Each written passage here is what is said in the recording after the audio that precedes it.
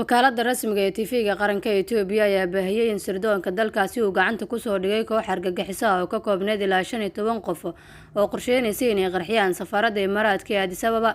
Shakhsiyaadka la xiray waxaa lagu soo qabtay hub iyo waxyaabaha qarxa oo ay doonayeen inay ku weeraraan xarunta safaaradda.